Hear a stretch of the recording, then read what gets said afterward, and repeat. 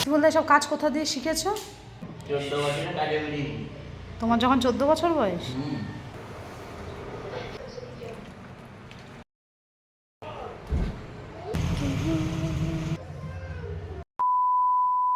নমস্কার সবাইকে, ওয়ান্ডার মহুয়ার নতুন একটি ভিডিওতে সকলকে স্বাগত। আজকে শনিবার আর এখন সকাল 7:45। ভিডিওর শুরুতেই সকলকে জানাই জন্মাষ্টমীর অনেক অনেক শুভেচ্ছা। এর আগের ভিডিওতে আপনাদেরকে দেখিয়েছিলাম যে আমার ফ্ল্যাটে আমি কিছু কাজ করাচ্ছি। তো আজকে হলো তৃতীয় দিন। দাদা অনেক সকালে উঠে পড়েছে, এখানে থেকে কাজ করছে। তাই সকাল থেকে উঠে দাদা এখানে কাজ শুরু করে দিয়েছে। তাই আমরাও আজকে একটু সকাল সকাল উঠেছি, কারণ ছুটির দিনে সেরকম খুব একটা সকালে উঠি না। তাই সকালে উঠেই একবার এই ঘরে চলে এলাম কাজগুলো দেখতে। কি বলতে সব কাজ কোথা দিয়ে শিখেছো? কলকাতায় এসে, মানে কারোর আন্ডারে শিখেছো? তো বছর খানেক লেগেছে শিখতে? আর তোমার 4 বছর লেগেছে? বাহ, তোমার যখন 14 বছর বয়স?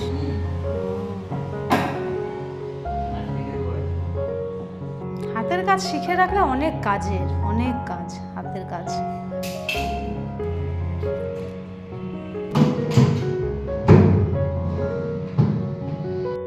সো ফাইনালি এখানে আমার কাজ কমপ্লিট। অবশেষে আমি আমার কাজটা করাতে পারলাম। এবার আমার ঘরটা পুরো কমপ্লিট লাগছে। এতদিন এতই খালি খালি লাগছিল জায়গাটা। আর এদিকে আমার রান্নাঘরের যে কাজটা, ওইটা এখন লাস্টের দিকে জাস্ট একটু ফিনিশিং টাচ চলছে। এই দাদা যখন কাজগুলো করতে এসেছিল তখন বলেছিল 3 থেকে 4 দিন মতন সময় লাগবে, কিন্তু আজকে 3 দিনও হয়নি, তার আগেই কাজ কমপ্লিট হয়ে গেছে। আর এখান থেকে দাদা যাবে পার্ক সার্কাস, সেখানে দাদার কিছু কাজ আছে, তো সেই জন্য একটু তাড়াহুড়ো রয়েছে। তো আমার রান্নাঘরের কাজটা কিন্তু এখনও সম্পূর্ণ হয়নি। এখনও এখানে যে প্লাইটা বসানো রয়েছে তার উপরে কিন্তু এখনও আমার স্ল্যাবটা বসবে, মানে এই পাথরের জিনিসটা। তো সেইটা তো আবার অন্য মিস্ত্রি করবে, তো তাকেও খবর দেওয়া হয়েছে। আর আমার পাথরটাও চলে এসেছে, আমার নিচে গোডাউনে রাখা রয়েছে। তো এইটা হতে, এই কাজটা কমপ্লিট হতে আমার হয়তো আরও 5-6 দিন সময় লাগবে। আমাদের ফ্ল্যাটে যারা টাইলসের কাজ করছে তাদেরকে বলা হয়েছে, তো তারা যখন আসবে তখনই আমার এই কাজটা করে দিয়ে যাবে। আর রান্নাঘরের অবস্থাটা এখন এরকমই রয়েছে। আমি ভাবলাম আগে আমি ব্রেকফাস্টটা করে ওদেরকে খেতে দিয়ে দিই, তারপর আমি আমার হাতের কাজ সারবো। তারপরে আজকে জন্মাষ্টমী, আমার ঘরে তো রাধাকৃষ্ণ আছে, আমি তাদেরকে একটু পুজোও দেবো। না, জন্মাষ্টমী সেইভাবে করতে পারিনি এই বছর। শারীরিক মানসিক কোনো দিক দিয়েই প্রস্তুত ছিলাম না। তবে ভেবেছিলাম যে এই বছর নতুন বাড়িতে এসে জন্মাষ্টমীর ব্রতটা পালন করব। তবে ঠিক আছে, সামনের বছর যদি ঠাকুর আমার শরীর স্বাস্থ্য সমস্ত কিছু ভালো থাকে, তাহলে আমি সামনের বছর জন্মাষ্টমীর ব্রতটা করব। তো এখানে আমি আলুর তরকারি করছি। আজকে যেহেতু শনিবার, নিরামিষ, একদম টমেটো, ধনেপাতা, কাঁচা লঙ্কা দিয়ে একটা নিরামিষ আলুর তরকারি বানাচ্ছি। তো ডোডোকে আগে খেতে দেবো, অজয় একটু বেরিয়েছে কাজে, ও এসে তারপরে ও খাবে। আর আমি এখন ব্রেকফাস্ট করব না, আমি পুজোটা করে তারপরে একেবারে খাবো। আসলে জানেন তো, আজকে তো কাজটা শেষ হওয়ার কথা ছিল না, কাজটা শেষ হওয়ার কথা ছিল আগামীকাল। কিন্তু দাদা যেহেতু আজকেই কাজটা কমপ্লিট করে দিয়েছে, ওই জন্য আমার কাজের সমস্ত প্ল্যান না উল্টোপাল্টা হয়ে গেছে। আজকে যেহেতু জন্মাষ্টমী, তাই আমি গতকাল ভেবেছিলাম সকালে উঠে যতটুকু যেরকমভাবে ঠাকুরের পুজো করি আগে করে নেব, তারপরে রান্নাবান্না করব। কিন্তু এই যে এই সমস্ত কাজ যেহেতু হলো, তাই এই সমস্ত কাজ আমার অগোছালো হয়ে গেছে। তবে আরও একটা দিকে নিশ্চিন্ত, আজকে রান্না সেরকম কোনো ঝামেলাই করিনি। আজকে একটু সেদ্ধ ভাত আর কিছু ভাজাভুজি বানিয়ে নেব, তারপর রাতের তরকারি রাতে দেখা যাবে। আমার এই ফ্ল্যাটে আসার আগে, মানে গৃহপ্রবেশ হওয়ার আগে ফ্ল্যাটে এত কাজ হয়েছে, সেই ব্যাপারটা অন্যরকম ছিল।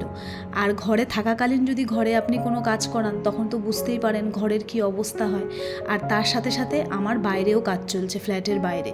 তো মিলিয়ে মিশিয়ে ঘরদুয়ারের অবস্থা প্রচণ্ডই খারাপ।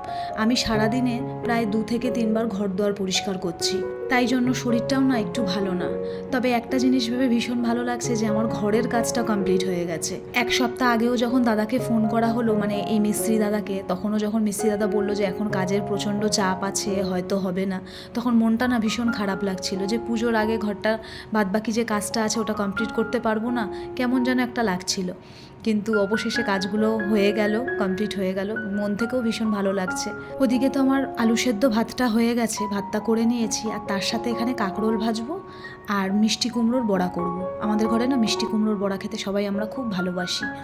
কাঁকরোলটা কেটে নুন হলুদটা মাখিয়ে দিলাম, আর কুমড়োটা জল ঝরানোর জন্য রেখে দিয়েছি। জলটা ঝরে গেলে না কুমড়োর বড়াটা খুব ভালো হয়। তারই ফাঁকে আমি এখন এই রুমটা ক্লিন করে নেব।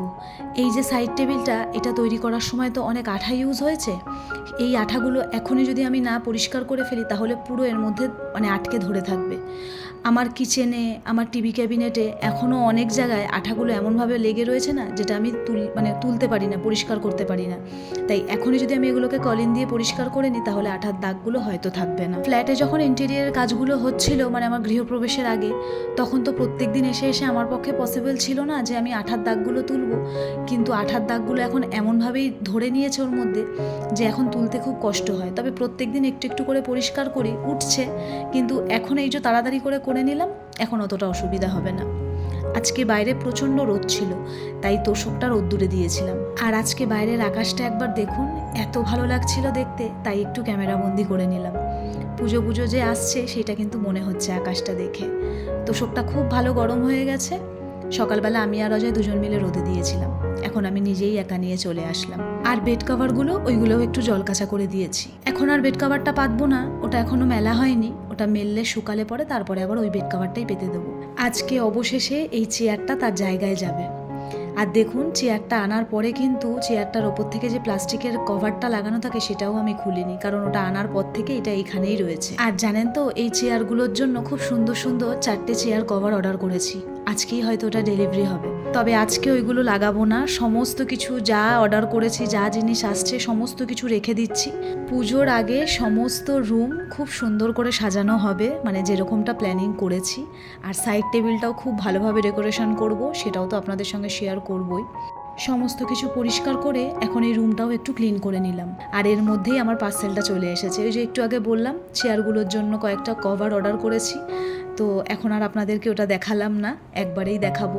এরই ফাঁকে আমি বেড কভারগুলো মেলতে চলে এলাম। বাইরে এত রোদ উঠেছে, খানিকক্ষণের মধ্যেই শুকিয়ে যাবে। আর ব্যালকানিতে তো দুটো বেড কভার মেলার জায়গা হয় না, একটা ঘরে দিলাম, একটা বাইরে মেললাম। গত পরশু অজয় বেশ কয়েকটা ন্যাশপাতি নিয়ে এসেছিল, সেখান থেকে আমার শাশুড়ি মাকেও কয়েকটা দিয়েছি। আর আজকেই দুটোই রয়ে গেছে, তাই ভাবলাম কেটে দিই, আর রাখবো না। আমার হাজারো ব্যস্ততার মধ্যেও প্রত্যেক দিন আমি চেষ্টা করি আমাদের ব্রেকফাস্টের পরে একটা হলেও ফল খাওয়ার।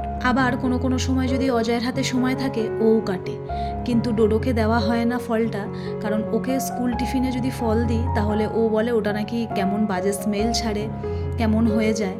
তো সেই জন্য ও যখন বাড়ি আসে স্কুল থেকে, ওর খাওয়া দাওয়ার পরে ওকে একটা করে ফল দিই। তাহলে চলুন, এখন আমি ওদের বড়াটা তো গরম গরম ভেজে দিলাম, এখন ওদের খাবারটা সমস্ত কিছু গুছিয়ে রেখে স্নান করে আমি অবশেষে পুজো করতে বসেছি।